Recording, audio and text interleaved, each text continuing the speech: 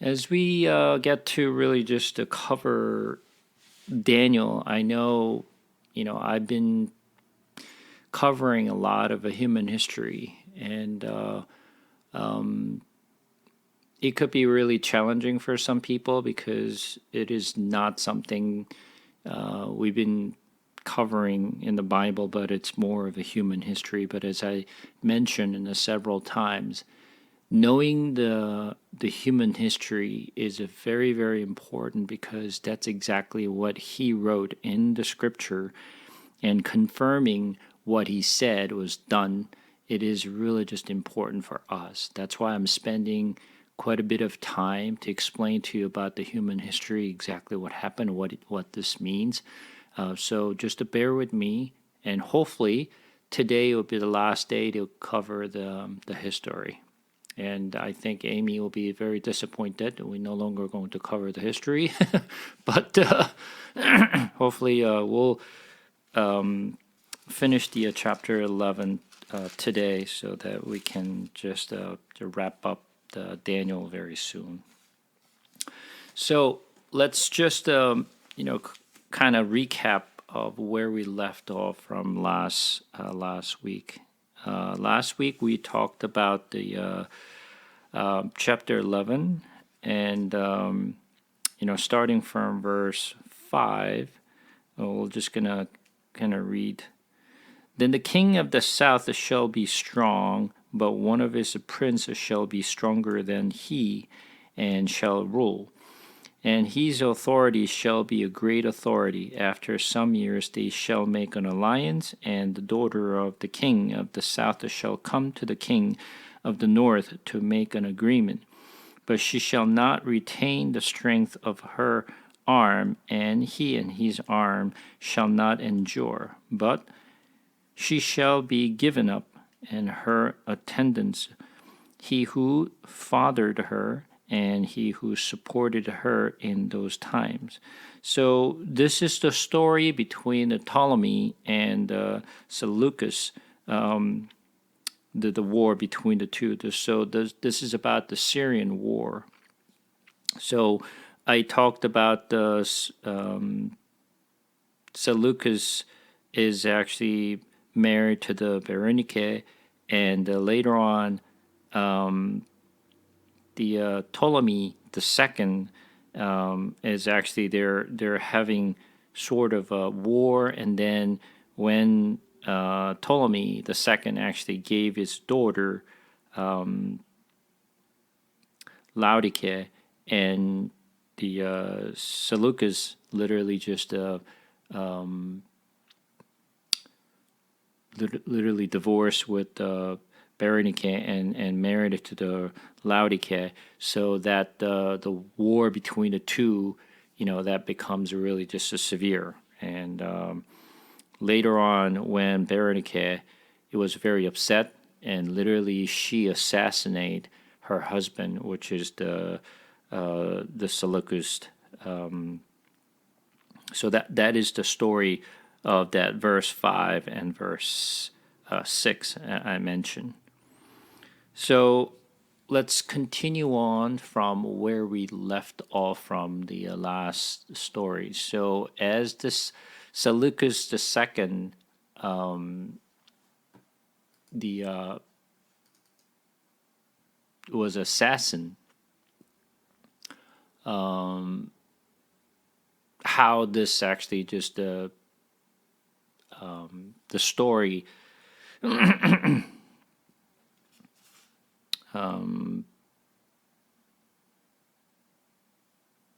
played. So let's continue on chapter 11, verse 7. And from a branch from her roots one shall rise. In his place he shall come against the army and enter the fortress of the king of the north, and he shall deal with them and shall prevail. So this is between Seleucus and Ptolemy III. So this is actually the third Assyrian war that actually broke up between the two dynasty. So after Antigonus II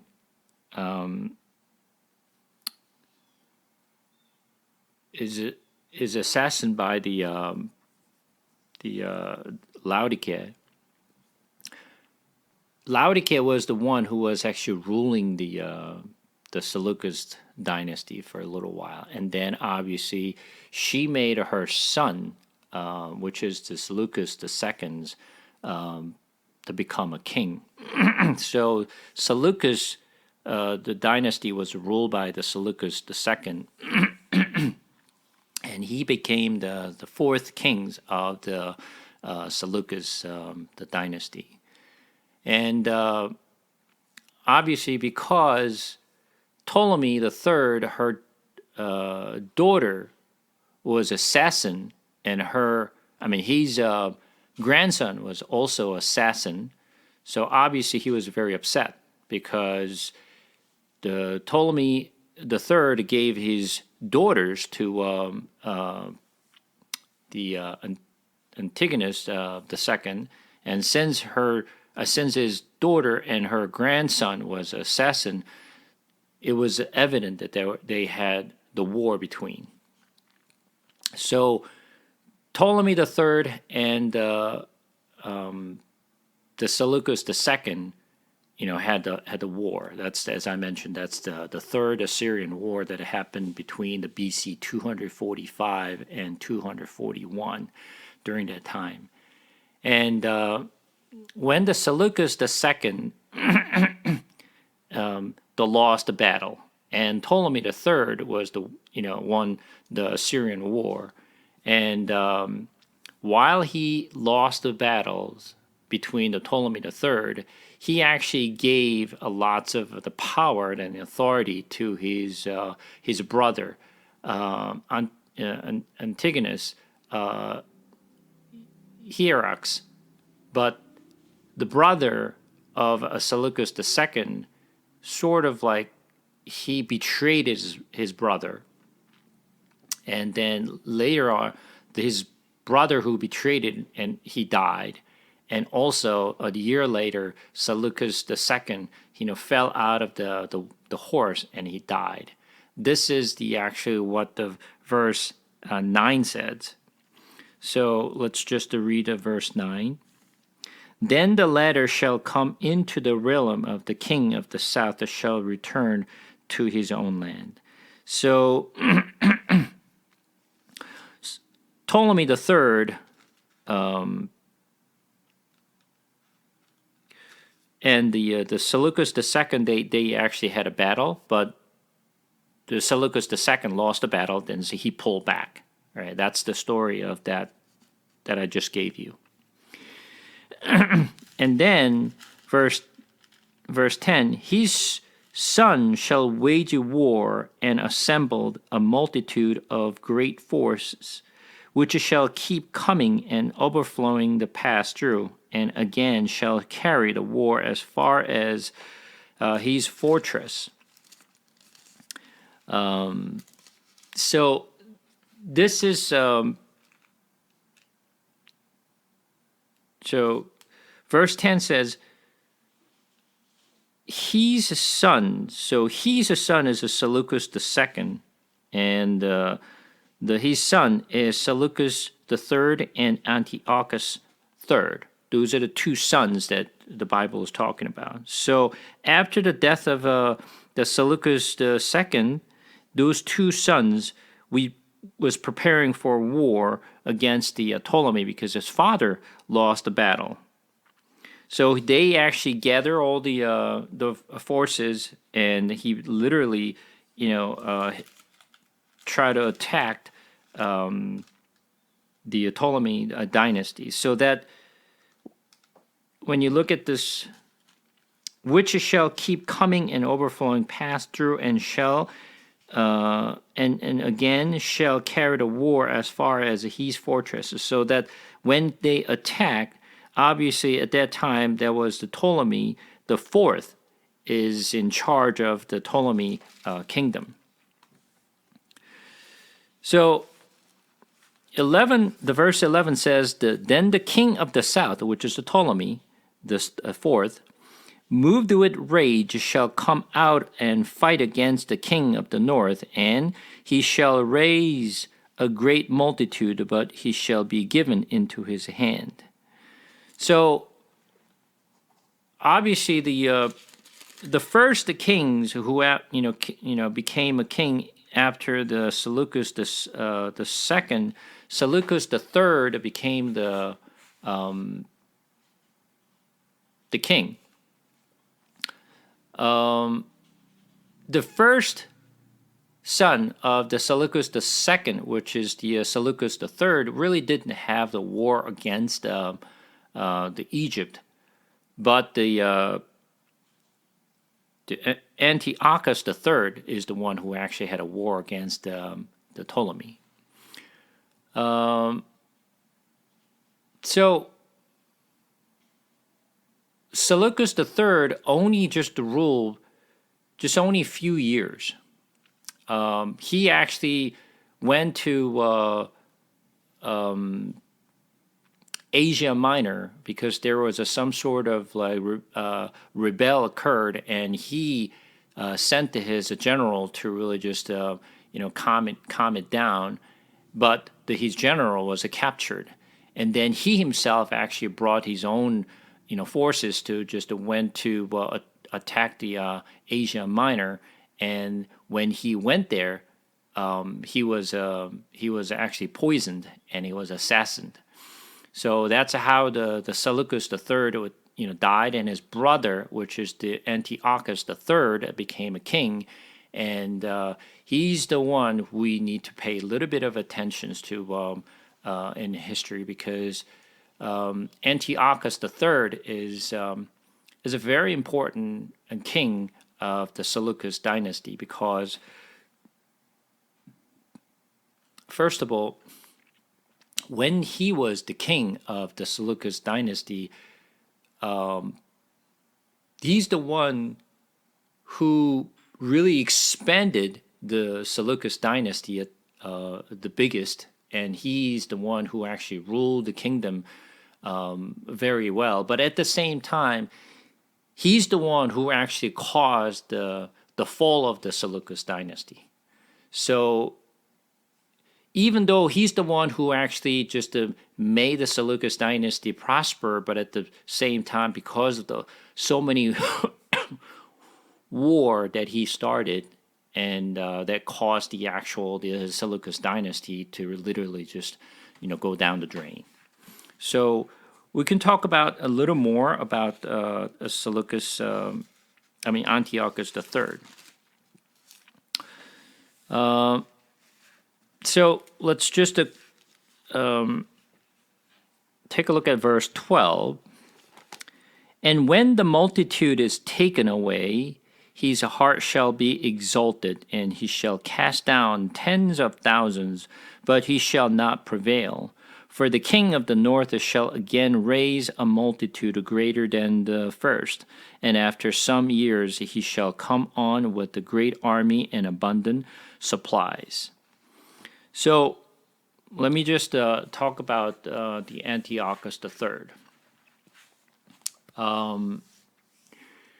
As I mentioned, the Antiochus III is the one who actually wanted to have the same glory that Alexander the Great had. And he wanted to just expand the territory, and he's the one who really just united all the Greek kingdom under his belt.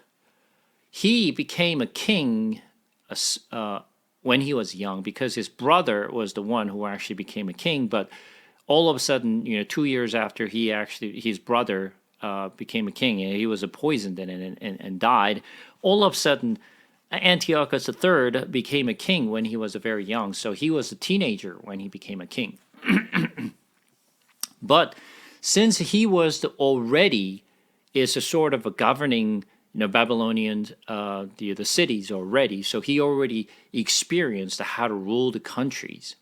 And since he became a king when he was young, many of the cities and the countries under the Seleucus dynasty, they were having lots of rebellions, and they wanted to actually come off from the Seleucus the power. So they wanted to just claim their independence from the Seleucus the kingdom. But Seleucus, the Antiochus III, would not let those people to just to keep making noise. So he literally had to fight against the people who killed his brother, and he also had to fight against a lot of the cities that are going against the Seleucus kingdom.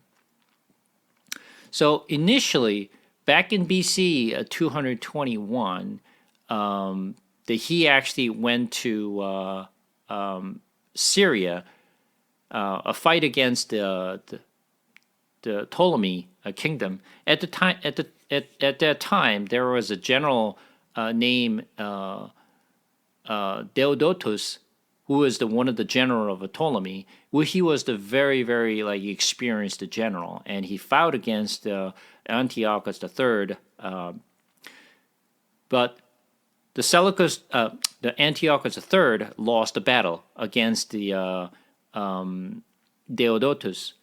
However, Ptolemy IV is known as one of the bad kings of the Ptolemy dynasty.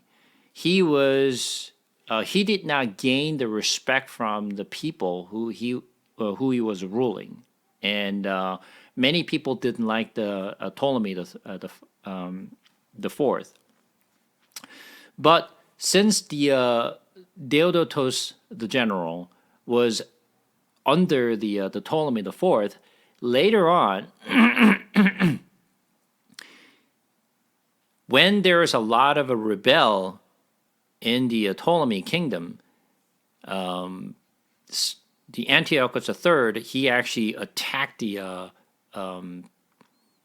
Egypt this time, and that's when the Fourth Assyrian War started. And what was a lucky for Antiochus III was the general who actually defeated Seleucus III, which was the Deodotus. Deodotus actually just came to Antiochus III because he didn't like the way the Ptolemy the fourth was actually ruling.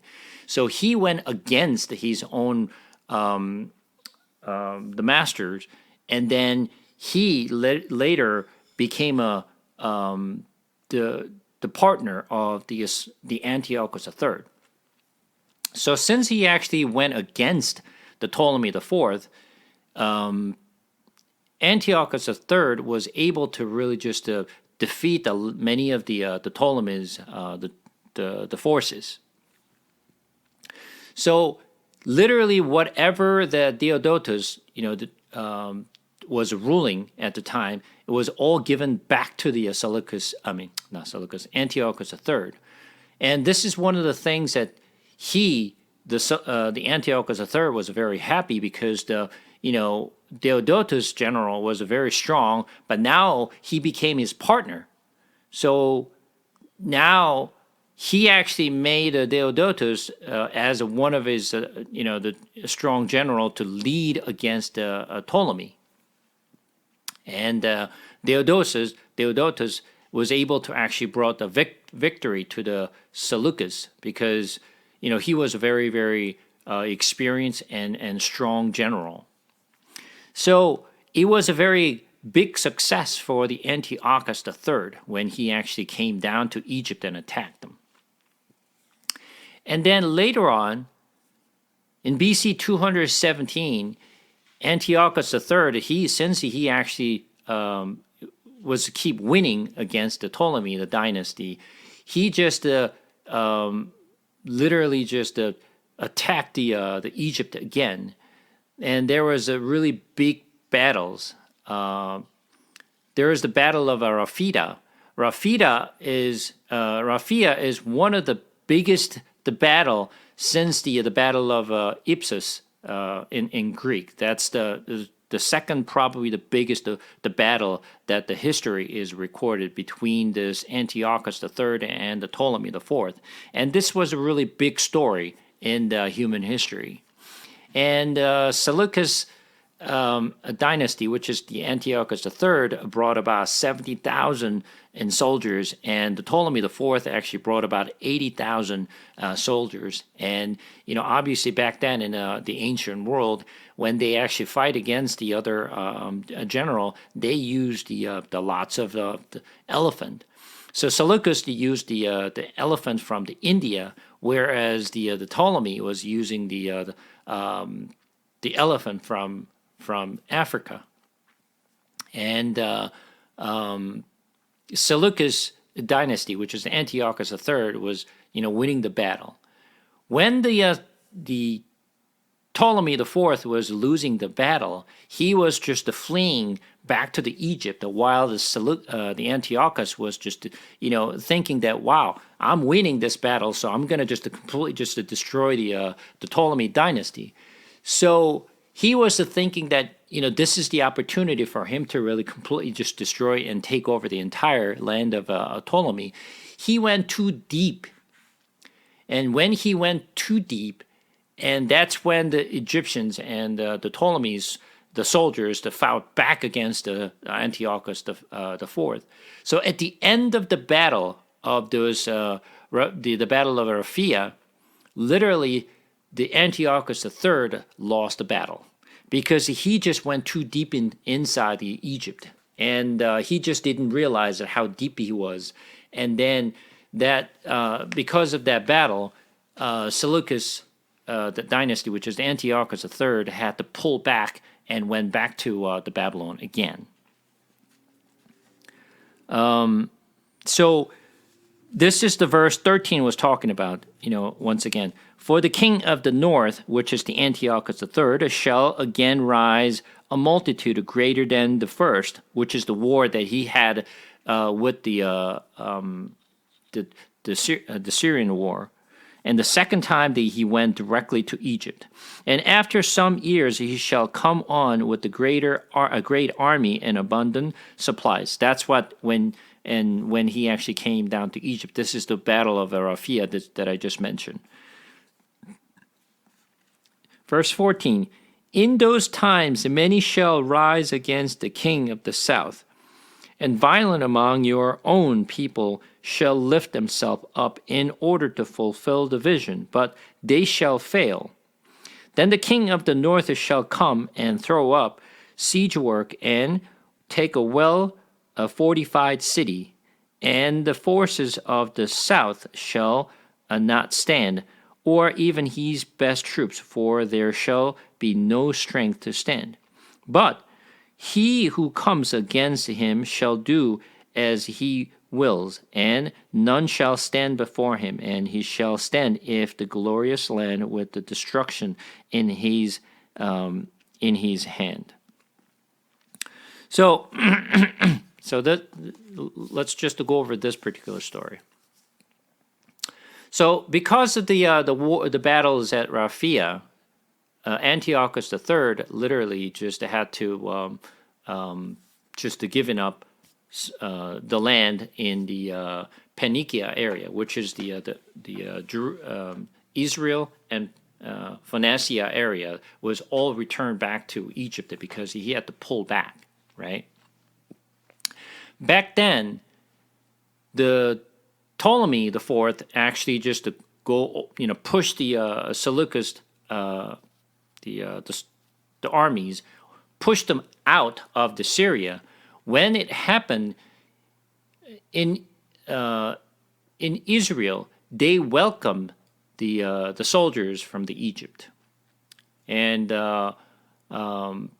because of that, the Battle of Raphia, both Seleucus the dynasty as well as the Ptolemy dynasty, they weakened their power because there was so much of a loss. Even though the Ptolemy IV won the battle of the Raphia, both Seleucus dynasty as well as the Ptolemies dynasty, loss was so great.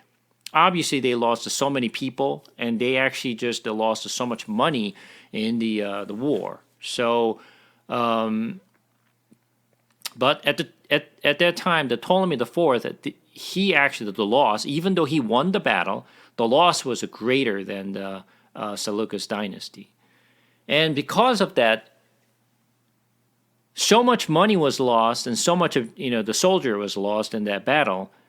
In Egypt, there was so much of the trouble that people were complaining against the Ptolemy the Fourth, and many of the original Egyptians, had a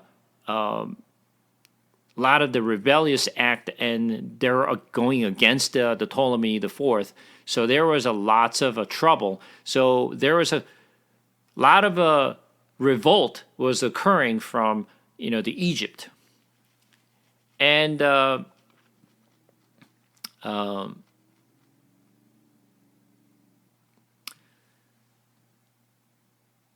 BC 203, the Ptolemy the Fourth died, and but the rebellion was to keep occurring. The Ptolemy the Fifth is who became a new king after the Ptolemy the Fourth. He's the one who actually just calmed it down, and he just wanted to just to make sure that he's the kingdom finds some stabilities in the regions in Egypt. In BC 202, literally Antiochus III literally invaded into Ptolemy the Fifth, which is Egypt again, because he wanted to just revenge from the last battle, which he lost at the Battle of Raphia. But the problem here is Antiochus III, at that time, the Roman Empire, back then it wasn't really empire, but the Roman was literally just gaining power, while the Ptolemy dynasty as well as the Seleucus dynasty was to keep fighting for a long period of time. And during that time, the Roman was trying to just to gain the power and authority. And there was the big, the war with the Romans as well as the Carthago. I don't know if you actually heard of the general named Hannibal. If you know the history, the Hannibal is one of the very, very famous generals in history. So many of the people many people don't know who he is. At least people have heard of the Hannibal's name, and he is one of the most respected general from Carthago, and he's the one who actually just literally attacked the Romans. He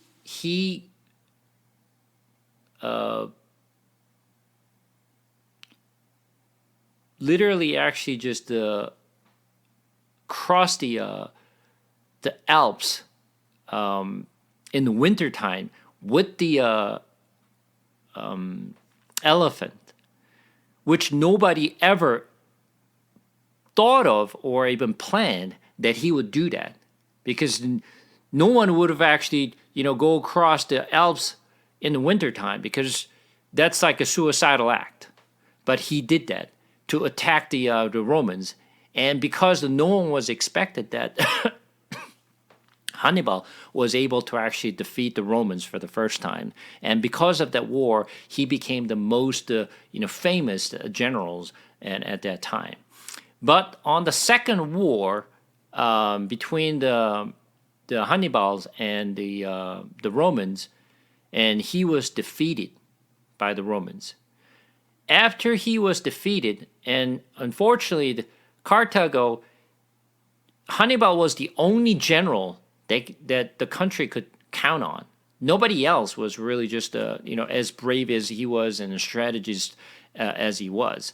So people are very jealous about the Hannibal, and many people just made the complaint against him. So he had to actually flee away from his own country. And what happened was he actually flee to Antiochus III. So from the Antiochus III, he heard about the Hannibal's, the fames and the stories about how he actually defeated the Romans. And Antiochus III was literally thought that he just, gained so much power by having the Hannibals on his hand. But the problem was Antiochus trusted Hannibal, and Hannibal was literally just, keep pushing Antiochus to fight against the Romans. Because the Hannibal wanted to actually just, fight against the Romans, but he needed the soldiers and he needed the army to, fight against the Romans. So what happened was the Antiochus III, because of the Hannibal, was to keep pushing him to really fight against the Romans. So this is one of the biggest mistakes that Antiochus III made at the time because of the general Hannibal. And Antiochus III gave the armies to Hannibal, but the mistake that he did was Hannibal was the general of the army, but the Antiochus actually gave the the ships to Hannibal. So he was literally just controlling the naval armies rather than just the ground forces. Hannibal was not he was not the naval general.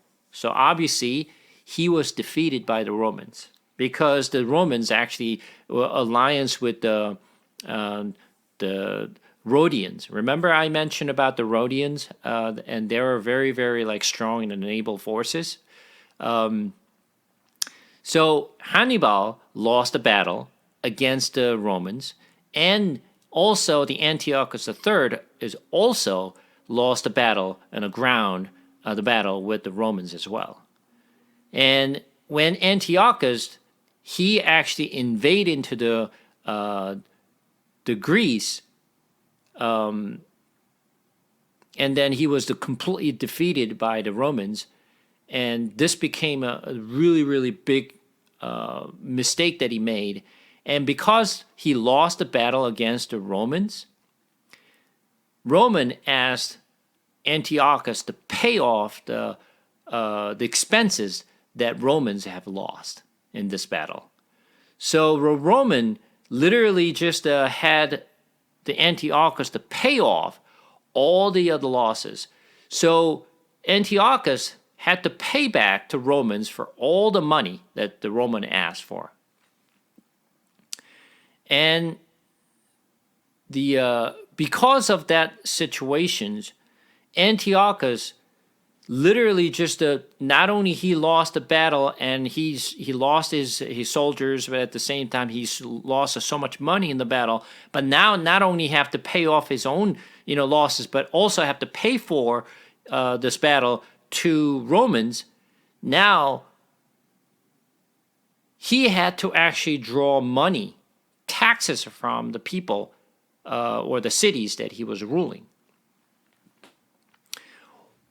Since he lost the battle with the Romans, he had to actually just invade into the Egypt again to take over the land so that he can gain more money to pay off the Romans. So he actually gathered the forces again in BC 201, between the 201 and the 200, and he actually invaded into Egypt. And at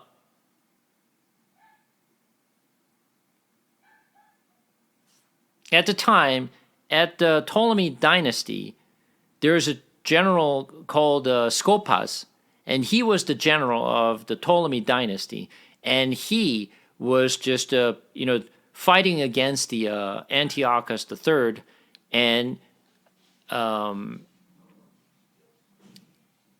Ptolemy dynasty lost the battle, and they actually gave all the regions of the Syrian, which is Phoenicia, Israel, and all those area. They had to actually just give it back to Antiochus III. So when Antiochus III, win the battle and he took the land of those Assyrian area, And when he went to Jerusalem, the people of Jerusalem really welcomed Antiochus III.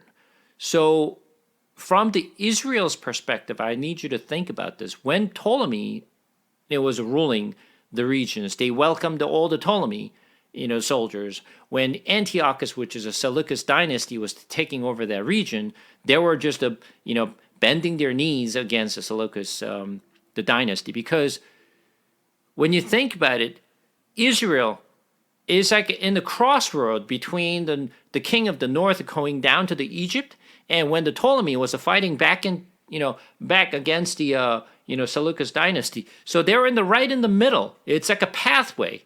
So Israel was attacked, from the Seleucus dynasty was coming down to Egypt, but at the same time, when the Ptolemy was fighting back against the Seleucus dynasty, so they were pushing it back. So they were always in the middle and being attacked by both parties.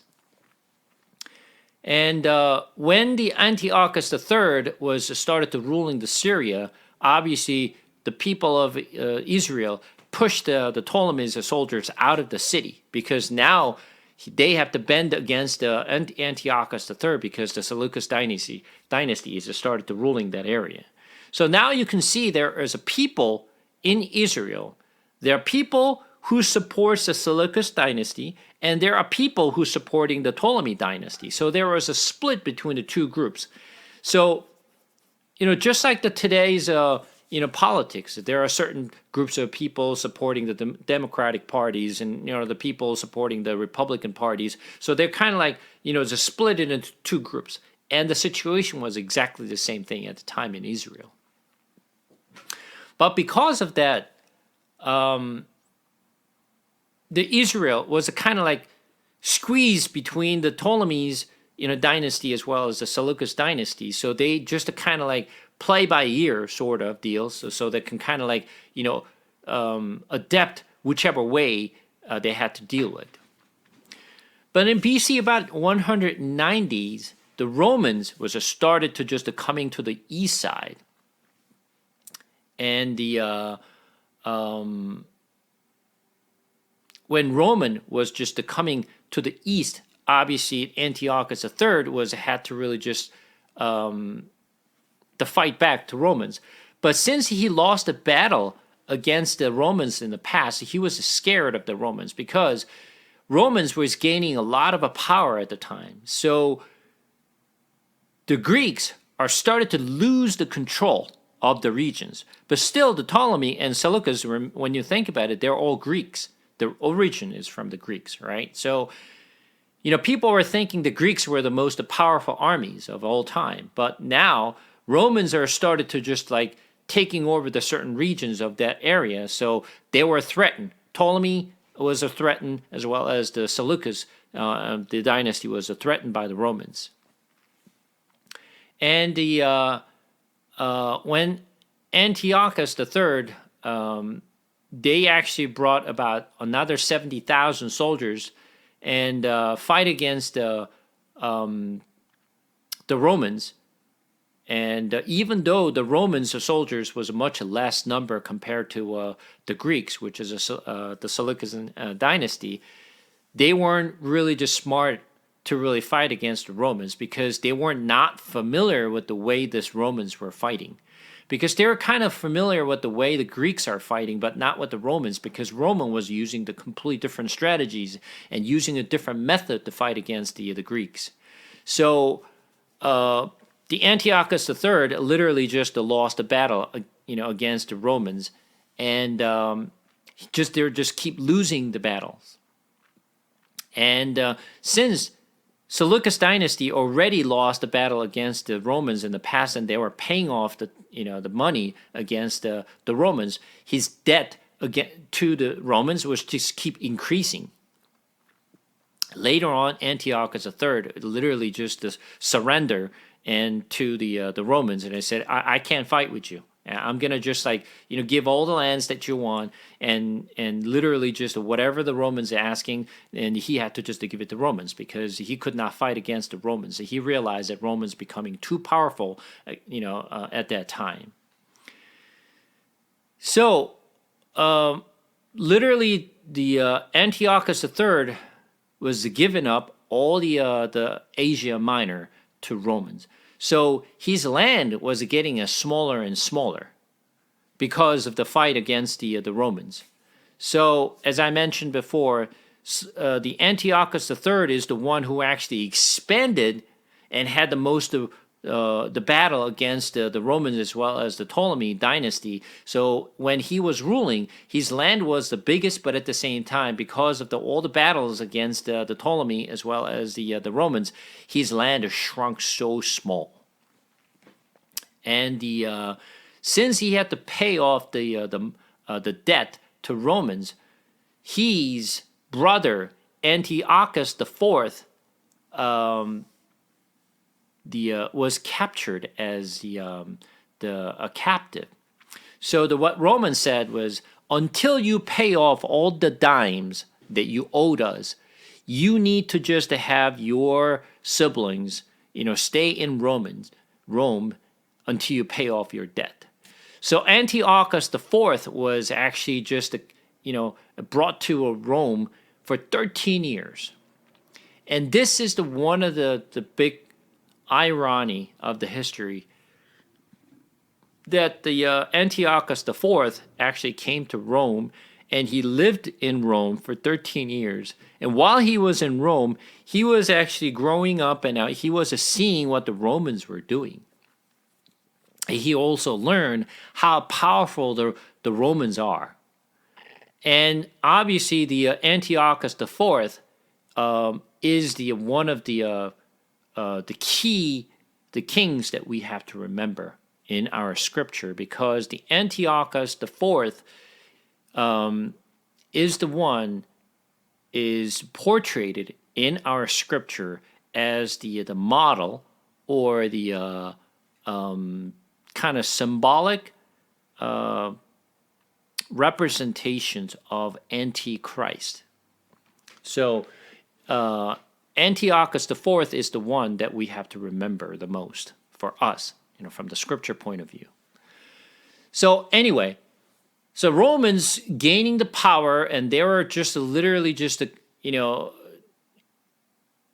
intercepting a lot of the war between the small wars that is happening in the regions, and also they're started to interfere with the Ptolemies as well as the Seleucids, but they had no way to really fight back against the Romans Empire, because they saw the powers of the Romans. So Antiochus III and the Ptolemy V, they actually made a peace agreement, because they realized that they cannot continue to have the fight against both kingdoms. They realized that if they continue to fight against each other, they're going to literally eaten up by the Romans. So they just say, hey, stop. Let's just not fight for a little while. Let's just to stay in peace for a little while, until we actually just recuperate ourselves, and then when we stabilize our own kingdom. So what Antiochus III gave his daughter, Cleopatra. Cleopatra was the daughters of Antiochus III, and he gave his daughters to Ptolemy V as his wife. And very similar to the history, as you've seen from previous the story that I just mentioned, when the Ptolemy gave his daughter Laodike to Seleucus, now it's the opposite.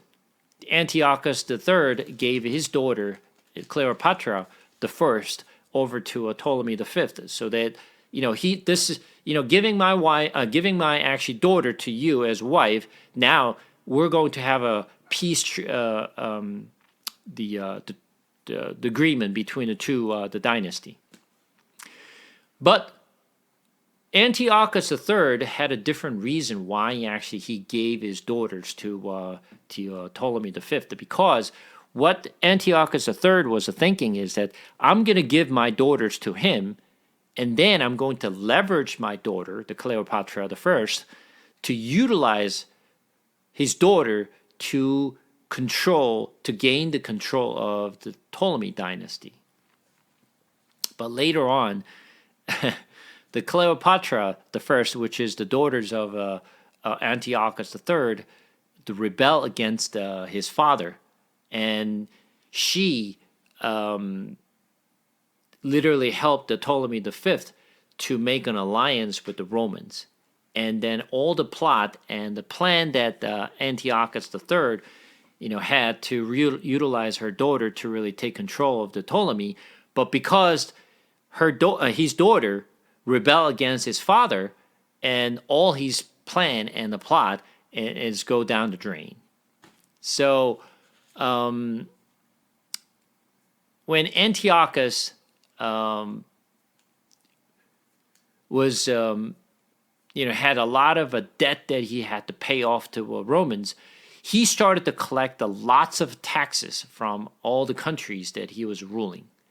And obviously, when think about it, when all your young people was drafted to the armies and died in the battle places, of course the people don't like that.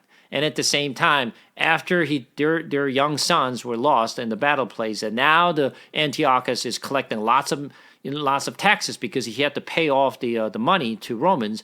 Obviously, the people did not like the way the Antiochus was ruling, and there was a lot of a rebel against the Antiochus III at that time. So now Antiochus III was, he's the fame, or he's pride literally just damaged by the loss of the battles between the Romans as well as the Ptolemy dynasty. So people started to think that he's losing control of a Seleucus dynasty.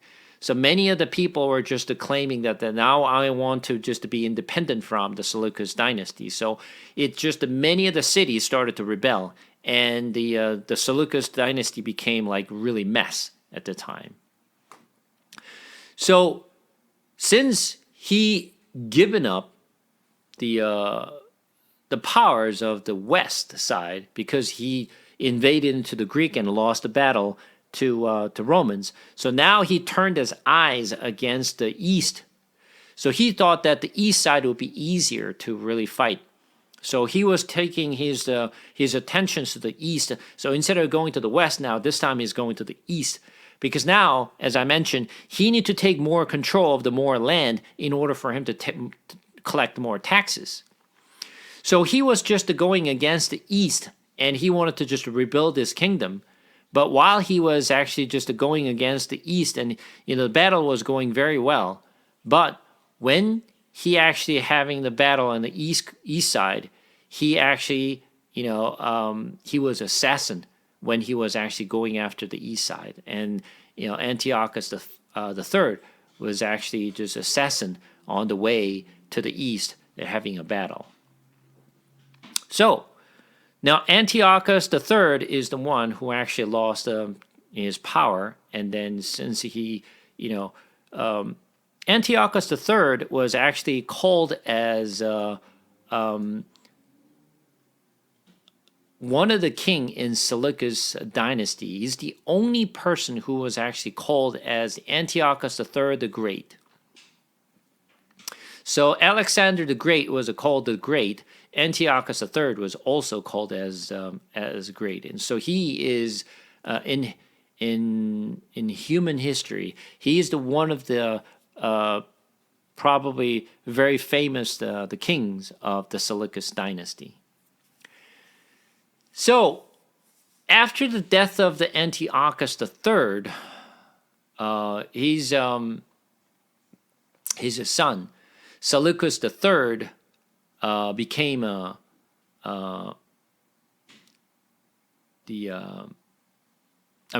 Seleucus IV became the king. But because the Roman actually, asked the Seleucus to pay off the lots of the debt, Seleucus IV became a king. He had to continue to pay off the debt that his father had, and since he had to really just continue to pay off, his son was also brought as a captive, just like the Antiochus III and his brother Antiochus IV was brought as a captive. His son also had to just brought as a captive until he pay off all the debt. So his son, which is Demetrius, was the one who's supposed to go to become a king after the Seleucus IV. Now he actually became a captive in Rome. So what happened was, since the Antiochus IV was captured as a captive, he just wanted to come out of Rome. So he wanted to come back to Seleucus dynasty. So what happened was, hey, brothers, I've been in Rome for longest period. I want to come back to the palace. So I've been in Rome for such a long time. So now switch. Why don't you just send your son over to Rome while I'm coming back to the kingdom? So he requests his brother, which is a Seleucus IV, his nephew, to come to Rome as a substitute so that he can be released and coming back to the Seleucus dynasty. So Antiochus IV was coming back to the Seleucus dynasty. While on his transit, while on his way back to Seleucus dynasty, Seleucus IV died.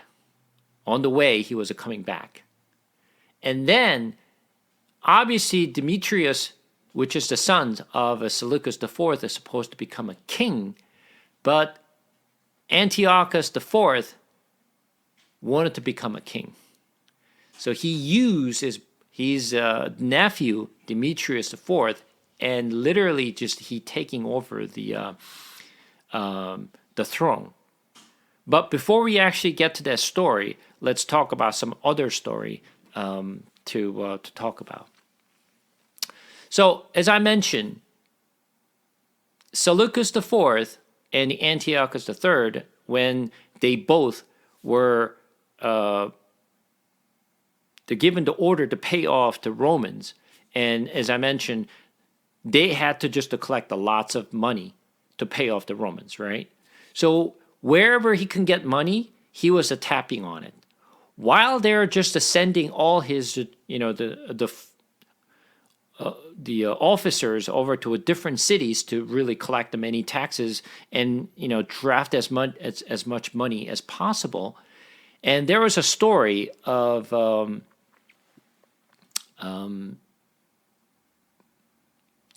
he's one of his the governor Heliodorus went to Jerusalem, to Israel, to really just came to the temple side to strip off the gold from the temple. This particular story is actually written in the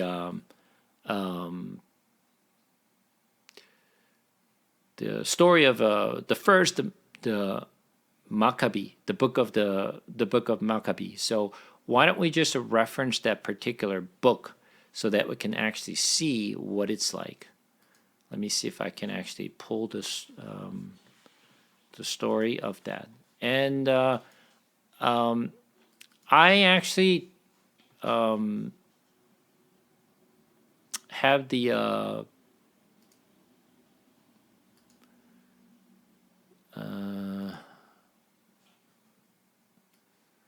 book of Maccabees in the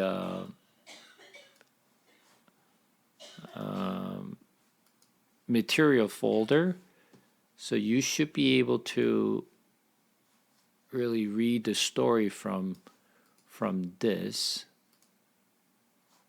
Let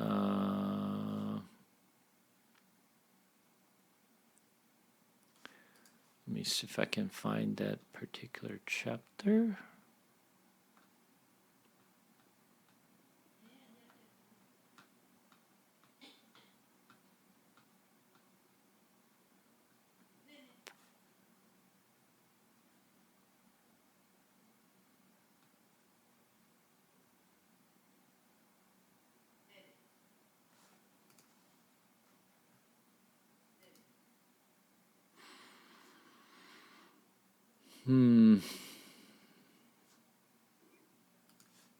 Okay, so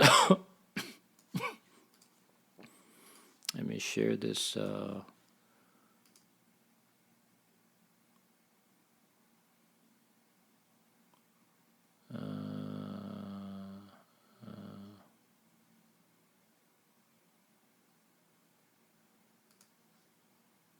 Share my screen.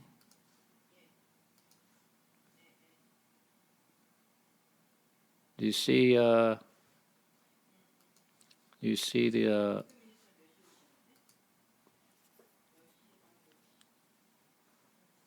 Do you see my screen?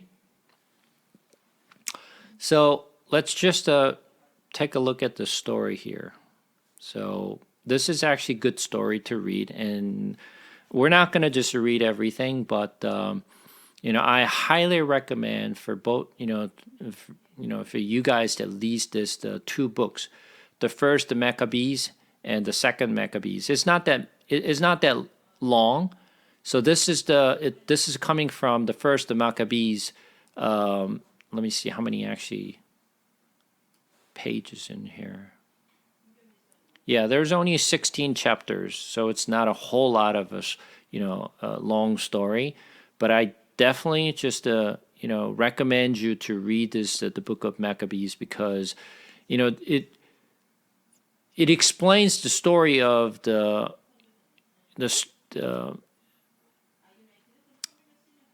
some really just useful information at that time. So we only going to just to take a look at the chapter 3 today, but when you have a spare time, I strongly recommend you to read the book of Maccabees, the first and the second books. So let's take a look at the first Maccabee here. Then his son Judah, called the Maccabees, rose up in his stead, and all his brethren helped them, and so did all they that held with his father, and they fought with cheerfulness the battle of Israel. He got his people great honor and put on the breastplate as a giant.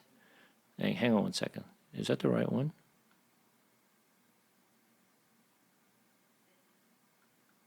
Yeah.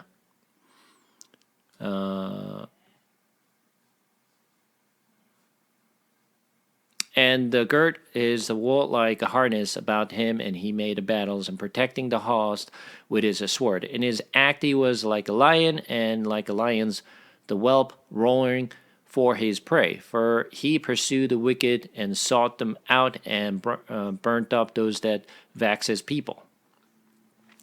Wherefore the wicked shrunk for fear of him, and all the workers of iniquity were troubled, because the salvation prospered in his hand. He grieved also many kings, and it made Jacob glad with his act, and his memorial is blessed forever.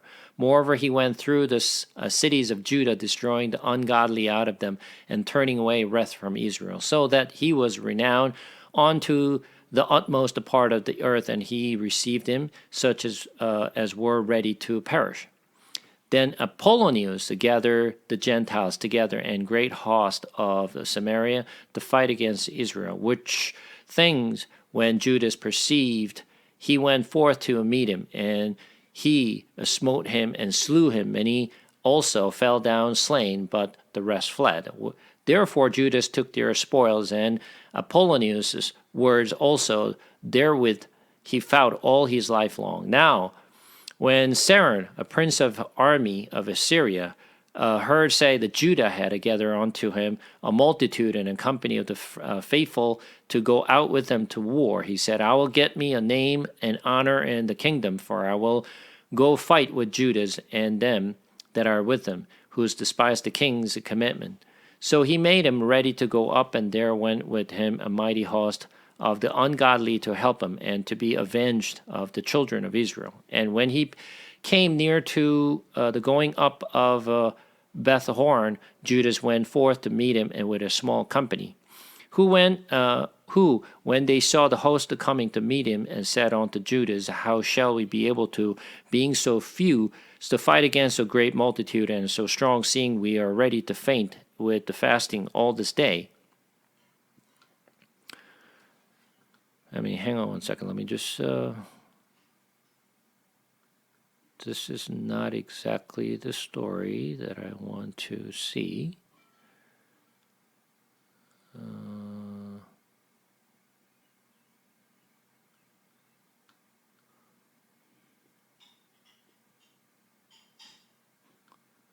Give me 1 second.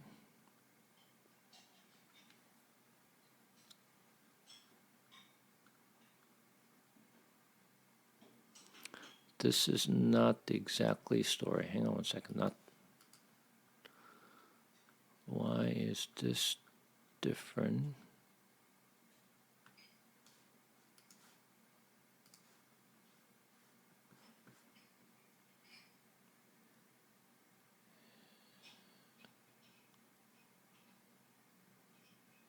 Oh, because I pulled the wrong books. Sorry about that. I have to pull the second book, not the first book. This is like, what is this books?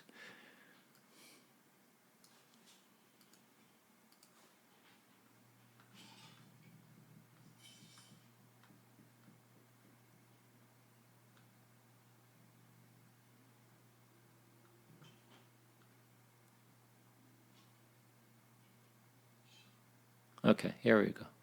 Sorry about that. I was actually reading the wrong book, and I was just like, while I was reading, saying, why is this like different than what I wanted to share? Let me share it again. Sorry about that.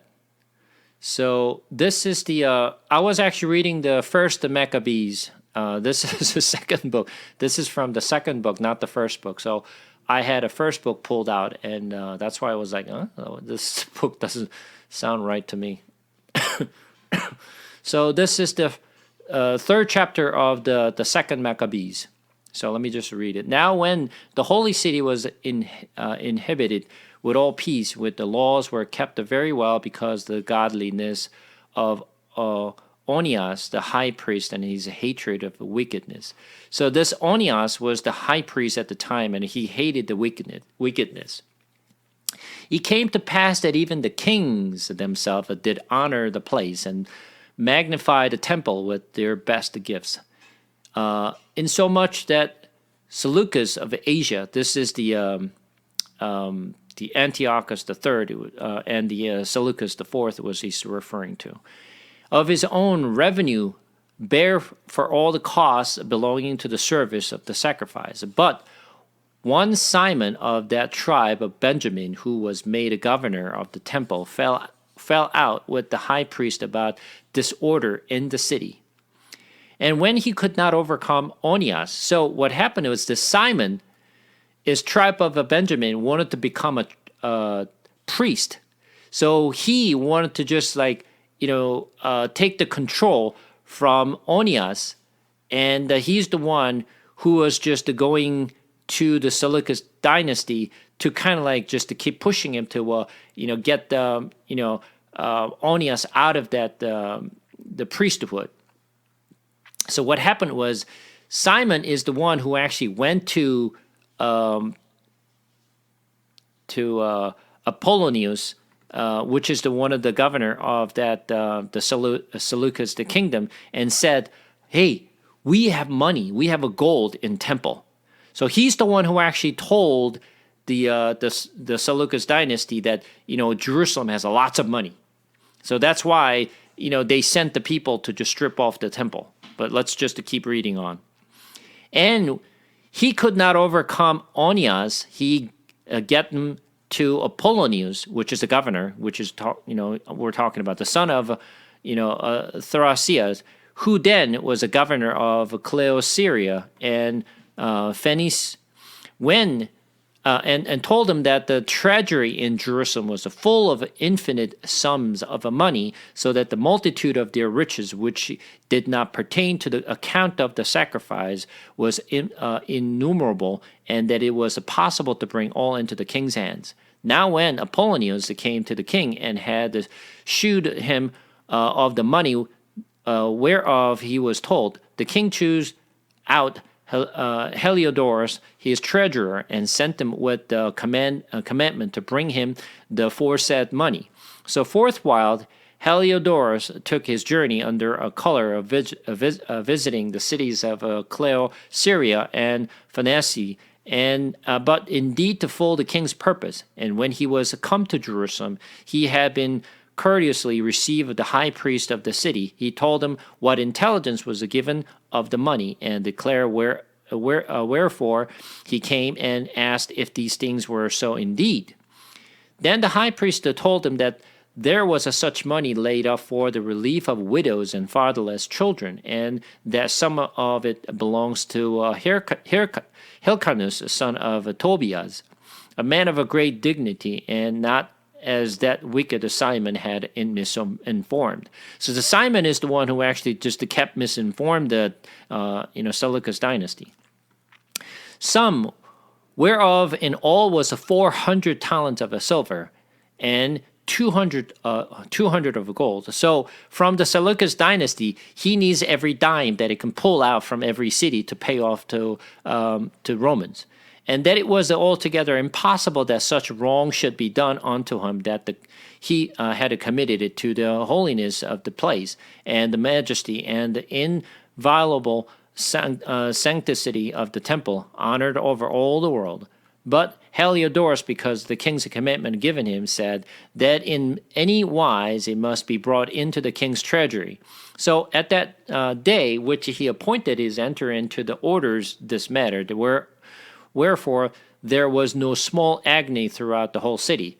But the priests, prostrating themselves before the altar in their priest vestment, called unto heaven upon him that he made a law concerning things given to be kept, that they should safely be preserved for such he had committed them to be kept. Then whose had took the high priest in the face, it would have wondered his heart for his countenance, and the changing of his color declared inward agony of his mind.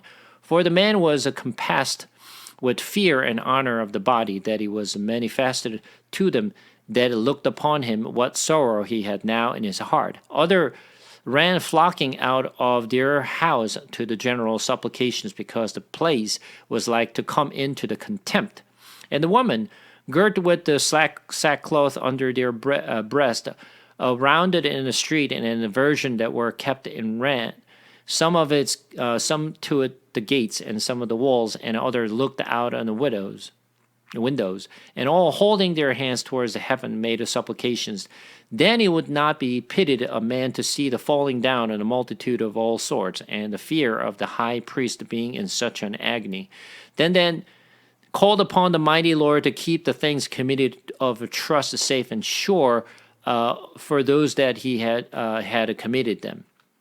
Nevertheless, Heliodorus executed that which was decreed. Now, as he was therefore there present himself with his guard about the treasury, the Lord of a spirit and the Prince of all power caused a great apparition, so that all that presumed to come in and him were astonished at the power of God, and fainted, and were sore afraid. For there appeared unto them on a horse with the terrible rider upon him, and adorned with the very fair covering, and he ran fiercely and smote at Heliodorus and with his forefeet. And he seemed that he that sat upon the horses had a complete harness of gold.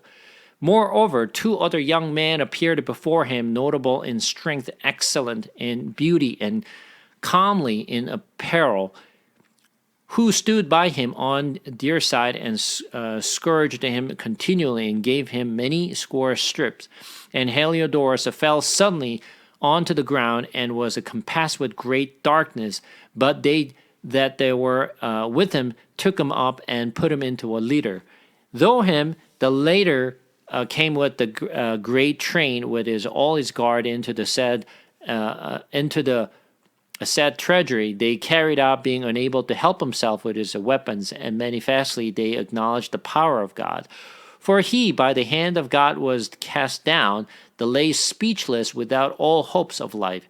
But they praised the Lord that he maliciously honored his own place for the temple, which a little afore was full of fear and trouble. When the Almighty Lord appeared, was filled with joy and gladness. When the straightway certain of Heliodorus, the friends, prayed Onias that he would call upon the Most High to grant him his life, who lay ready to give up the ghost. So the high priest is suspecting lest the king should misconceive that some treachery had been done to Heliodorus by the Jews for the sacrifice for the health of the man. Now that the high priest was making an atonement, and same young man in the same clothing appeared and stood beside Heliodorus, give Onias the high priest the great thanks, insomuch as for his sake the Lord had granted their life, the life. And seeing that though haste being scourged from heaven, declare upon all men the mighty power of God, and when they had spoken these words, they appeared no more. So Heliodorus, after he had offered sacrifice unto the Lord, and made great vows unto him that he had saved his life, and saluted Onias, returned with his host to the king.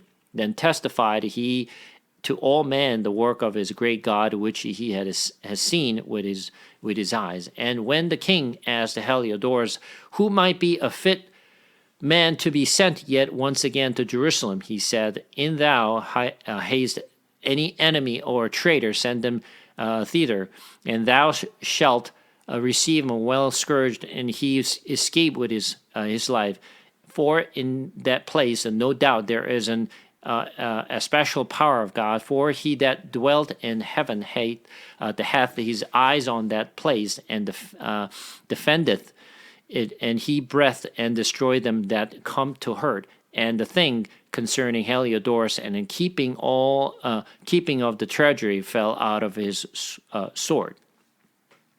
So I'm not sure if you're actually catching the story as I'm reading this. Let me summarize what this story is about. I read the story. Well, I don't know how much you understood the story as I was reading. So what happened was this. Literally, story is Heliodorus, which is the one who was ordered by the king from the Seleucus dynasty, was sent to really just to collect all the money from the sanctuary. When he was ready to collect the money, so he was trying to enter into the sanctuary to just strip off the gold and taking all the money that was preserved for the widows and the childless, the widows, and for the poor kids. And when he actually set the day for him to just enter into the sanctuary, and obviously the people of the Jerusalem all prayed together to the Lord. They say, "Hey, Lord, please protect us so that the Heliodorus don't take the money out of our sanctuary." And when they prayed, when he was literally going into the sanctuary, he faced the angel of the Lord. And the angel was riding on the horses, and all the soldiers, the angel was just protecting and guarding him. And literally, the angels whipped the Heliodorus so severely, he fell out of the horse, and then he was just being whipped by the angels, and he was literally paralyzed, and he was carried out, and he was almost dead. He was crying out for his life, and then he was asking the Onias and the people of Jerusalem and say, "Hey, pray for your God to save my life. This angel is just killing me." So Onias actually prayed to the Lord and said, "Lord, thank you that you preserved this money, and don't let the Heliodorus enter into the sanctuary." When he prayed, angel appeared back to him to Onias as well as the Heliodorus, and it said, because Onias and the people of Israel had prayed for you, I will spare your life. But don't ever come back again. If you do, I will kill you. So Heliodorus was so happy to say, oh, my life is just like preserved. Like, I'm happy. And he just went back to the, Seleucus and it told the king, and it said, the king said, I don't know what you're talking about. So if you're afraid to go back, because you're the treasures of our kingdom, and so who should we send it back to the Jerusalem to take the money?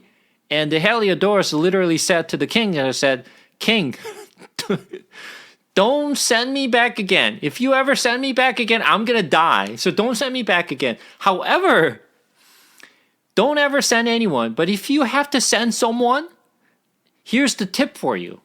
If anyone that you hate, if you want to destroy someone, send that person out to the Jerusalem, because if you send that person over, he's going to be dead. So like, if you're going to send someone out there, any enemy that you hate, send them over there. He's going to die there. That's literally the story of this particular story that I just read. I just to summarize it, I don't know if you got this as I was reading the story, but I'm just summarizing what the story is about. That particular story. This is actually, once again, the first Maccabees and the second Maccabee is part of the Bible, by the way. We don't use it. We don't use it as a Bible. But in Catholic Church, they still use as a Bible. So they still read in the Catholic Church. We don't read in Protestant Church. But this is a part of the Bible. And in our the canon, it is not in there, but in Catholic Church Bible, you will find this first Maccabees and the second Maccabees as it's not a part of the canon, but it's apocalypse books. There are several apocalyptic books in the Bible in the Catholic Church, but we don't reference it in our Bible, but we use this as a reference. But most of the people don't read these books because. First of all, this is not part of our Bible, and it's not really just highly recommended by the church to even reference it. So many of the church leaders or the pastors, they probably read these books, but most of the church members don't read these books. But from my perspective, it does not have the same authority as the canons that we read. But it definitely has some referencing point and is a valuable context that we should know. So this is why actually just referencing this books for the first Maccabees and the second Maccabee for you to just to read. Since it's not really thick book and it is not a whole lot to read, and if you read it, you will gain some of the knowledge of the historical fact of what happened, just like the one that I just explained to you. Does that make sense? So let's come back to Daniel again. So let's just read. Since I actually just go over the story, now it's going to make a little more sense since I already just gave the historical fact. So let me just read it from verse 14 again. In those times, many shall rise against the king of the south. This is the Ptolemy the fifth I just mentioned. And the violent among your own people shall lift themselves up in order to fulfill the visions, but they shall fail. Then the king of the north shall come and throw up siege works and take well fortified the city, and the forces of the south shall not stand, or even his best troops, for there shall be no strength to stand. But he who comes against him shall do as he wills, and none shall stand before him, and he shall stand in the glorious land with destructions in his hand. So this glorious land is Jerusalem he's referencing. Verse 17, he shall set his face to come with the strength of his whole kingdom, and he shall bring terms of an agreement and perform them. He shall give him the daughters of a woman to destroy the kingdom. This is the one that I just mentioned. The Antiochus III gave his daughter, the Cleopatra the First, and gave his daughters to the Ptolemy the fifth.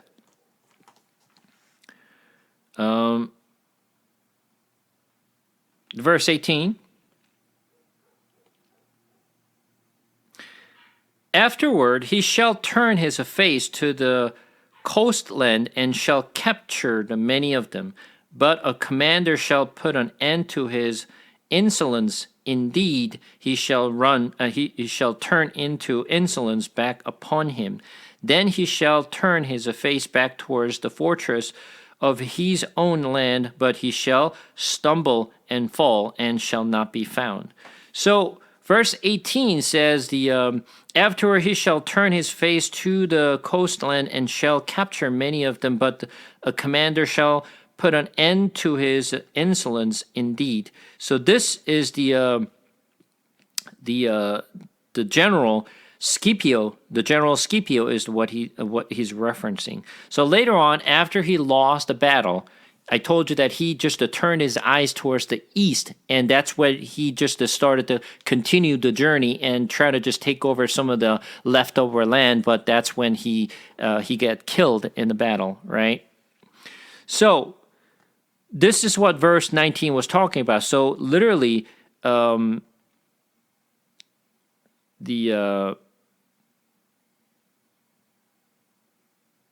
verse 18 was talking about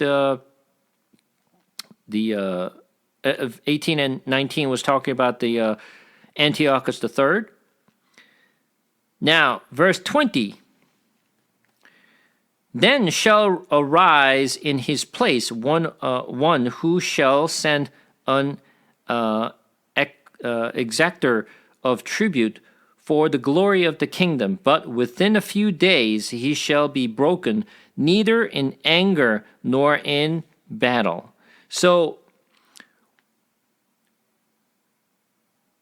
then shall arise in his place, which is after the death of the Antiochus III, Seleucus IV became a king, right? But his kingdom did not last. So this is why, but within a few days he shall be broken, neither in anger nor in battle. So this is the loss of the Seleucus IV.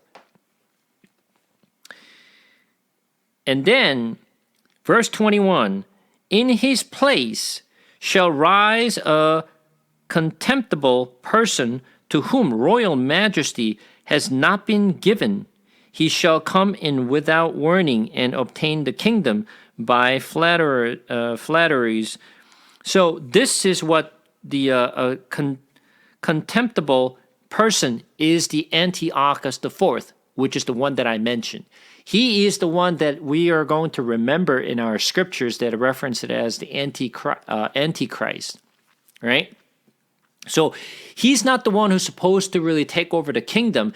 He's a nephew supposed to take over the kingdom, but he pushed his nephew out and he became a king. So that's why the Bible is to call him as a contemptible person to whom the royal majesty has not been given. The kingdom was not given to him, but he took over that kingdom. He shall come in without warning and obtain the kingdom by flatteries. Armies shall be utterly swept away before him and broken, even the prince of the covenant. And from the time that an alliance is made with them, he shall act deceitfully, and he shall become strong with the small people. So, what happened is,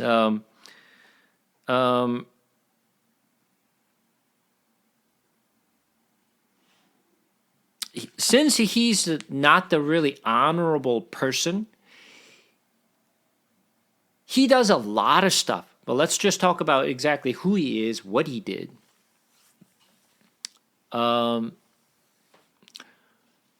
As I mentioned, supposedly, his brother Seleucus IV, it died. His nephew supposed to actually supposed to be the king, which is Mithridates, and Antiochus IV was just to kind of push him out, and he became a king of the Seleucus the dynasty. He called himself Antiochus IV Epiphanes. Epiphanes means appearance of God. So his nickname is Epiphanes. He's just like, I am God. So his nickname itself proclaims that he's going to come as Antichrist. So, but later on, people called him Epimanes instead of Epiphanes. Epimanes means is a crazy person, is an insane person, is literally what that really means. So instead of the people used to call him Epiphanes, they called it Epimanes. So there are a few stories that we're going to talk about. He actually invaded into Egypt, just like his father did, the Antiochus III did. So he attacked the Egypt, but Egypt already actually made an alliance with Rome. So the Rome said, do not come to Egypt. If you actually put your step on to Egypt, I'm going to just destroy you. So he had to pull back, even though the Egypt was right in front of his eyes, that he could just like go right into the Egyptians, the land, if the Roman was not there. Because of the alliance that Ptolemy kingdom had with the Roman, he literally just had to give up the Egypt. So, since he's the one who actually lived in Rome for 13 years in Rome to see how powerful the Romans are, he could not fight against the Rome, but he had to pull back. So what happened was, while he was pulling back and coming back to his palace in Babylon, obviously he was very upset. Since he was upset, when he reached to Jerusalem, he literally did all kinds of bad things in Jerusalem. Antiochus IV is the one who really paid off the debt to Romans. He literally paid all the debt that his father and his brother actually owed to Romans because of the battle. So he did pay it, but in order for him to pay off those debt, he had to really just to pull the money from everywhere he could possibly pulled off. So even though Antiochus IV was the just like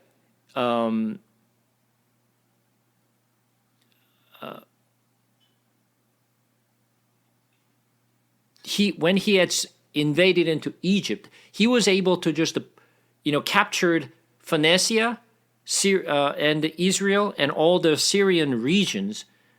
And while he was pulling it back, there are some things that he did. Let me see if I can actually find that story here.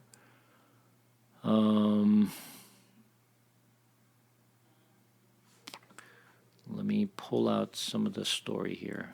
This time, hopefully I can pull the right one.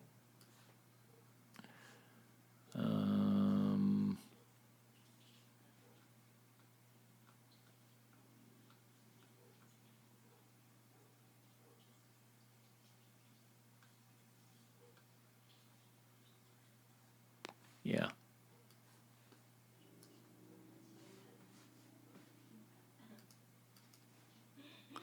Let me share my screen.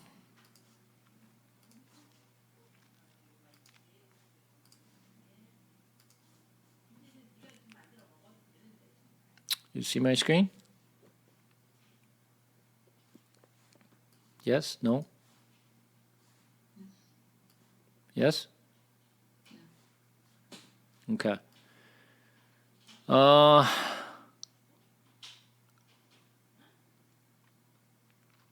I'm not going to read the whole thing here, but let me just read it from verse 36 here. For it was a place to lie in wait against the sanctuary, an evil adversary to Israel. Those they shed innocent blood on every side of the sanctuary and defiled it, insomuch that the inhabitants of Jerusalem fled because of them. Whereupon the city was made an inhabitations of a stranger, and became strange to those that were born in her. And her own children left her. Her sanctuary was laid waste like a wilderness. Her feasts were turned into mourning, her Sabbath into reproach, her honor into contempt. As he had been her glory, so was in her dishonor increased. Her excellency was turned into mourning. Moreover, King Antiochus, this is the Antiochus the fourth we're talking, wrote to his whole kingdom that all should be one people, and everyone should leave his law. So all the heath agreed according to the commandments of the king. Yet many also of the Israelites consented to his religions, and sacrificed unto idols, and profaned the Sabbath. For the king had sent a letter by messenger unto Jerusalem and the cities of Judah, that they should follow the strange law of the land, and forbid burnt offering, and sacrifice, and drink offering in the temple, and that they should profane the Sabbath and festival days, and polluted the sanctuary and holy people, set up altars and grove and chapels of idols, and sacrifice swine's flesh and unclean beast, that they should also leave their children uncircumcised, and make their souls abominable with all manner of uncleanness and profanation, to the end that they might forget the law, to change all the ordinance. And whoever would not do according to the commandment of the king, he said he should die. So as you can see here, what the Antiochus IV forbidden people to do. So what it means is that Antiochus IV is literally block all the Moses law. You're not allowed to give any sacrifice on the altars. You're not circumcise anybody. And then he ordered the swine's blood to be poured into the sanctuary, which is a swine's. The blood is something that Israelites hate because they can't even go near to swine, right? But that's what he ordered to do in the sanctuary, and pour that swine's blood over the sanctuary. So you could imagine what would actually the honorable people and religious people would have done. Because what the Antiochus IV said is, if you don't follow this law that I actually placed on, we're going to kill you. If anybody's to give the circumcision, I'm going to kill you. And not only kill your family, your child will be killed as well. So he literally just placed this kind of like wicked rules and law, to Israelites. So this is why, similar to his act as Antichrist, this is what the Antichrist will do at the end time, that he will persecute the holy people. So there's a lots of the things that he actually had done, just horrendous stuff that he ever done. This is one of the things that you should definitely read. And I'm not gonna read the whole thing here, but I'll just show you. This is one of the probably the horrific story of the situations at the time. Let me see if I can find that books.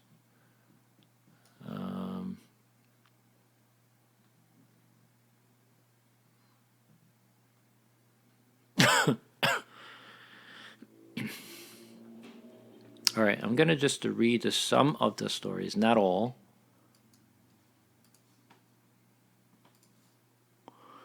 This is one of the very, notorious story. It came to pass also that 7 brethren with their mother were taken and compelled by the king against the law to taste swine's flesh, and were tormented with scourged and whips. But one of them that sparks first said, though, what wouldest thou ask or learn of us? We are ready to die rather than to transgress the law of our fathers. Then the king, being in rage, commanded the pans and cauldrons to be made hot, which forthwith being heated, he commanded to cut out the tongue out of him that spake first, and to cut off the utmost part of his body, and rest of his brethren and his mother looking on. So there was a mother of 7 children, 7 brothers. And what he did was, for those of the people who wants to really just to keep the God's law, we're just gonna, he picked the first one, boiled the pot, we're gonna just to cut off his tongue, and cut off his body, and then boil the pot, because we're gonna throw him into that pot live. Now when he was maimed in all his members, he commanded him, being yet alive, to be brought to the fire. So he cut off his arms, legs, but he kept him alive because he wanted to torture him, to show as an example, if you don't follow our law, this is what would happen. So they were making this as an example. And to be fired in the pan, and as the vapor of the pan was for a good space dispersed, that they exalted one another with the mother to die manfully, saying, though, the Lord God looketh upon us, and in truth hath comfort in us. And Moses in his songs, which witness to their face, declare, saying, he shall be comforted in his servants. So, when the first was dead, after this manner, they brought the second to make him a mocking stock. And when they had pulled off the skin of his head with the hair, they asked him, wilt thou eat, therefore thou be punished throughout every member of thy body? But he answered in his own language and said, no. Therefore he also received the next torment in order as the former did. So what he did was, after they killed the first brother, the second brother was brought in. And it said, what are you going to do? Are you going to follow your own Moses law, or are you going to follow my law?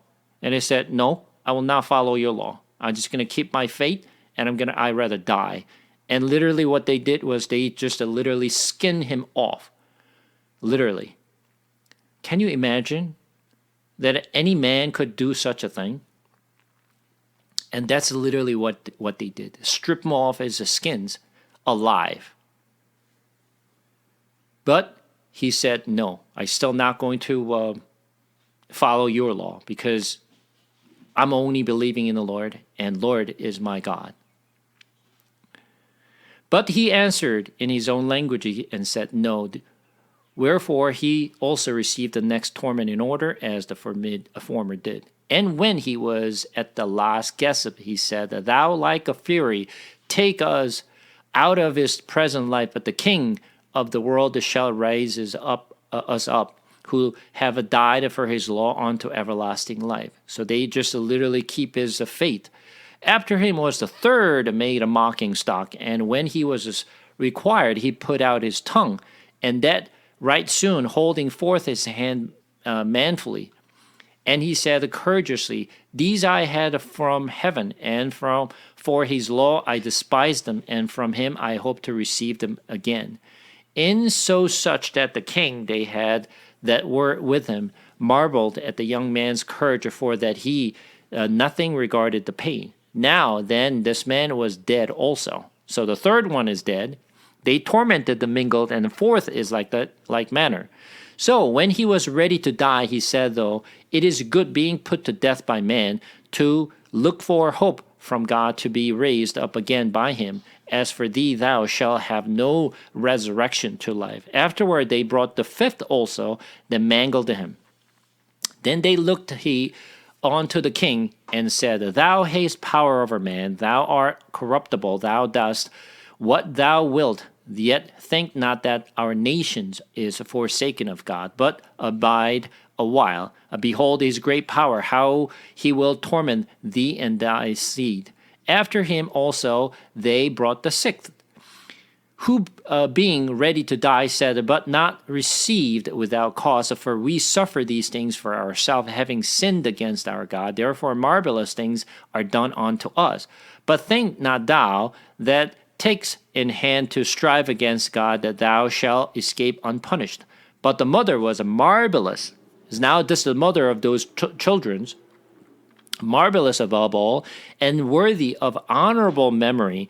For when she saw her 7 sons slain within the space of one day, she bare it with good courage, because of the hope that she had in the Lord. Yet she exalt every one of them in her own language, filled with courageous spirit, and stirring up her womanish thought with the manly stomach, she said unto them, I cannot tell how ye come into my womb, for I neither give you breath nor life, and neither was it I that formed the member of every one of you, but doubtless the Creator of the world, who formed the generation of a man, to found out of the being of all things, we also of his own mercy give you breath and life again, as ye now regard not your own self for his law's sakes.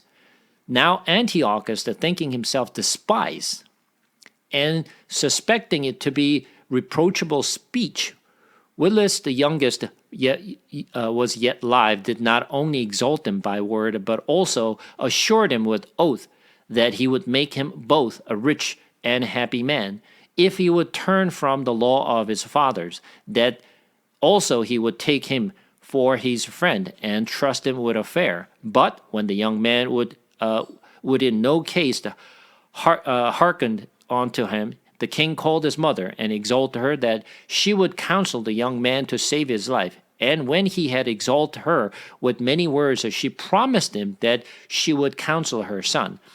But she, bowing herself towards him, laughing the cruel tyrant to scorn, spake in her country language in this manner, O my son, have a pity upon me that bare thy 9 months in my womb, and gave three suck 3 years, and nourished thee, and brought thee up unto this age, and endure the trouble of educations. I beseech thee, my son, look upon the heaven and the earth, and all that is in therein, to consider that God made them of things that were not, and was mankind made likewise. Fear not this tormentor, but being worth of thy brethren, take thy death, that I may receive thee again in mercy with thy brethren. So, what happened? Her mother was literally the Antiochus the fourth has said, well, if you actually just convince your sons to follow my order, I will just take him. I will take you as my friend, and I will just give you all the things that you want. And her mother said, well, let me consult with my son. And when she went to her last son, which is a 7th son, and it said, do not be afraid of this tyrant. Die with your fate. So literally, the last son, which is a 7th son, dead in front of Antiochus. Antiochus IV never received any kind word, respect, any honor from the 7 sons or the mother. And literally, all 7 sons were killed in front of her eyes. This is the story of one of the Maccabees, the seconds, which I just shared with you. And this is the kind of things that the Israelites really just kept their faith towards the Lord. Even though many of the people in his time persecuted the believers at the time, not, take them away from the Moses law and just to worship other idols, but they refused to worship other idols, and they rather die with their faith. This is exactly what will happen in the last time. This is the time when the end time comes. The Antichrist will persecute the believer. So, as I mentioned, this is a kind of the story that we read, and we're scared. Is that what would happen at last time? Well, this is why many people will give up their faith. Many people will give up their faith because they rather not die like this.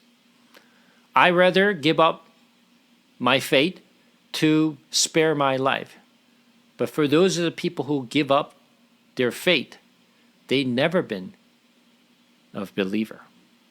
They give up because the Christ was never in their heart from the beginning. This is why the crops and the chaff will be separated. At that time, we will know who's the chaff and who's the crops. And crops will die with their faith, and chaff will give up their faith to spare their life. So as you can see here, this is the kind of story that you hear about the Antiochus IV, which is acting like the Antichrist, at that time. And he was a literally symbolic representation of what will come in the future, which is the Antichrist will come.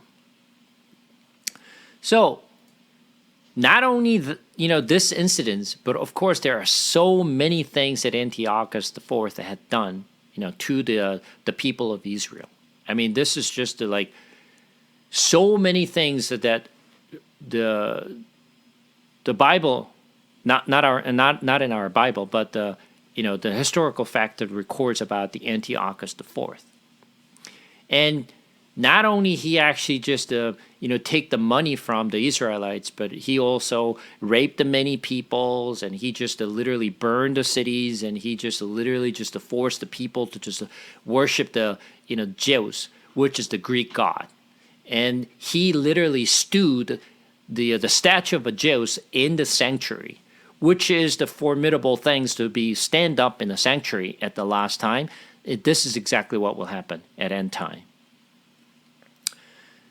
So there are so many reasons why Israelites really hated the Antiochus IV.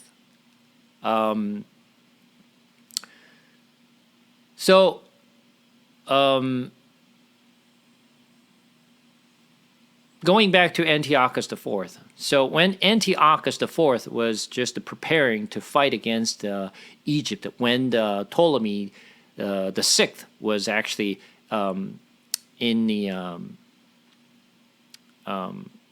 Egypt, literally Ptolemy the Sixth was young, and his brother Ptolemy the Seventh, he literally just had those two brothers to fight against each other. But later on, Ptolemy the Sixth and Ptolemy the Seventh, they actually just they were united as an alliance, and they made an alliance with the Romans to really just to push the Antiochus IV out of the land of Egypt.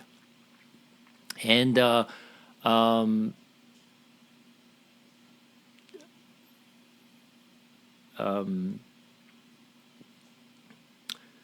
Antiochus IV was abandoned by his own people, and also abandoned by the many of the people who he was ruling.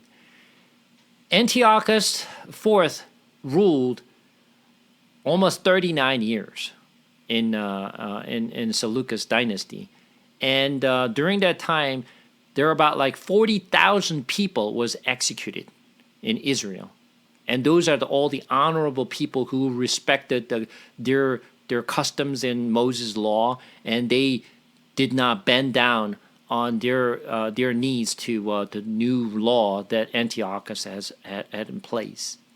But at the same time, there are people who are already Hellenized to support the Antiochus IV as well. It is not every Israelites were just keeping their faith, but there are people of the Israelites who also follow the the Antiochus IV as well. This is why I mentioned at end time, there are people who will follow the Antichrist and they're giving up their faith and they follow the Antichrist, whereas there are people who will continue to keep their faith. So at that time, there is this, the term Hasidim. Hasidim is some of the people that you actually have seen. You probably have seen the Jewish Orthodox people who wears a black hat, black coat, black, the suit. You probably seen those people like with those strings attached to their wrist, and whenever they walk, they're like strings are just dangling. You probably see those the Orthodox Jews, right? They also call them Hasidic. The Hasidic is the people who are holy, is what it is. From this Hasidic or the Hasidim, this is where the Pharisees came from. At the time, they were fighting against the Seleucus dynasty, and they're keeping their faith and trying to keep their law. This is where the Pharisees, the movement started, and the Pharisees kind of continued to really cascade it down to the times of Jesus, that as the Pharisees, because this came from Hasidic and Para. Para means the Pala means it's a separate, it's a segregated, and this is the Pala. It actually came to the Pharisees, and Pharisees the one who was. That's why they were so critical for them to keep the law, because they believed that Israel, even though Israel is the chosen people, they were persecuted, and God actually handed the Israelites over to the the wicked people, because they did not keep the God's law. So anyone who does not keep the law, we were going to stone them, because we cannot afford to have this again. So this is why the Pharisee movement started, and this is how it continued at the time of Jesus. But obviously, because the keeping the law, they're the one who's actually the crucified Jesus, ironically. All right, so coming back to Daniel.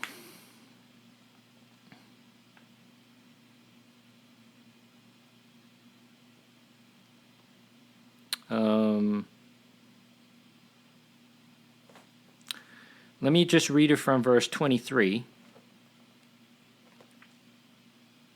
And from the time that an alliance is made with them, he shall act deceitfully, and he shall become strong with the small people. Without warning, he shall come into the richest part of the province, and he shall do what neither his father nor his father's father have done, scattering among them plunder, spoils, and goods. He shall devise plan against the stronghold, but only for a time. When he shall stir up his power and his heart against the king of the south with a great army, and the king of the south shall wage a war with an exceedingly great and mighty army, but he shall not stand, for plots shall be devised against him. This is the fight that the Antiochus IV had with Egypt, but the Ptolemy the Sixth and Ptolemy the Seventh made an alliance with the Romans and pushed the Antiochus IV away. Even those who eat his food shall break him. His army shall be swept away, and many shall fall down slain. And as for the two kings, these two kings are Ptolemy the Sixth and Ptolemy the Seventh. Their heart shall be bent on doing evil. They shall speak lies at the same table, but to no avail, for the end is yet to be at the time appointed.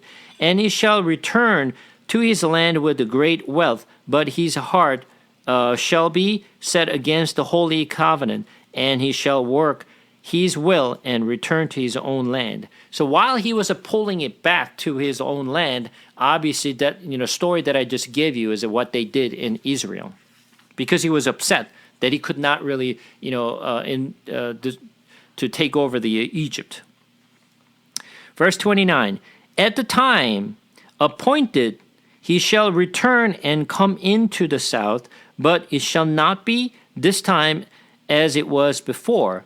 For a ship to Kittim shall come against him, and he shall be afraid and withdraw. He shall turn back and be enraged and take action against the holy covenant. He shall turn back and pay attention to those who forsake the holy covenant. Forces from him shall appear and profane the temple and fortress, and shall take away the regular burnt offering, and they shall set up the abominations that make desolate. He shall seduce the flattery those who violate the covenant. But the people who know their God shall stand firm and take action. And the wise among the people shall make many understand, though for some day they shall stumble by the sword and flame, by captivity and plunder. When they stumble, they shall receive a little help, and many shall join themselves unto them with flattery. And some of the wise shall stumble, so that they may be refined, purified, and made white until the time of the end, for it still awaits the appointed time. And because of this, the things that he has done, this is where the revolt of Maccabee started.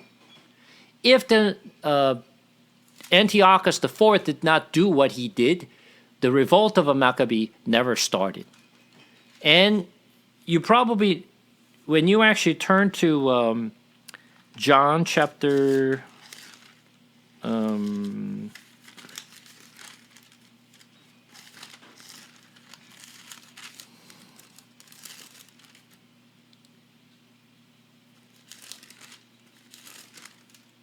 John chapter 10. When you go to John chapter 10, verse 22, when Jesus was at the temple side, when you look at the verse 22, at that time the feast of dedications took place at Jerusalem. It was winter, and Jesus was walking in the temple in the colonnade of Solomon. So this is when Jesus was at the temple side, but the scripture says it's the time of the feast of a dedication took place at Jerusalem, and it was winter time. Do you know what this actually, the feast of a dedication is? This feast of a dedication is the time when the Maccabee, the family, literally just restore the temple and clean up all the messes that Antiochus IV had done. He defiled the temple side, and the Maccabee, when they recover the temple side, he cleansed the entire temple and removed every abomination stuff from the temple and cleansed it, and they rededicated the temple to the Lord. This is what you know as Hanukkah. So you heard of a Hanukkah. Around the time of a Christmas time, the Jewish people, they actually lit up those the candles. You ever seen those little candles they light up during our Christmas time? They call, when we say happy Merry Christmas, they said Happy Hanukkah. That's the Feast of Dedications, which is exactly the time when the Maccabee family actually restored the temples and clean up what the mess that Antiochus IV made and rededicated the temple to the Lord. And that's what they actually celebrated. Of course, the Feast of Dedications is not something that God gave it to Israel. This is something that custom they actually just started after during the battle of the Maccabees, or the revolt of the Maccabee, when they reinstated the temple. They started the feast on their own. So this is not the God's given law or the feast, but this is the feast that started during that time. So you have some idea what is the feast of the dedication is, and what is the Hanukkah is. So now you have a kind of like linkage between exactly what started and what happened and sort of things. So you get the ideas of what it is. I was hoping that I can finish the chapter 11, but time just ran out, and I babbled too much. But but at least you get the story of the Antiochus IV, right? Because this is very important, because it's tied into the rest of the chapters of the Daniel, and this is also tied into the Antichrist, which we'll see in the Revelations. So knowing the Antiochus IV is very important for us, because who he is, what he did, and how this will be reflected in the end time. So I'm going to wrap this up next week to just finish up all this historical fact, so that you don't have to ever hear about the history again from me.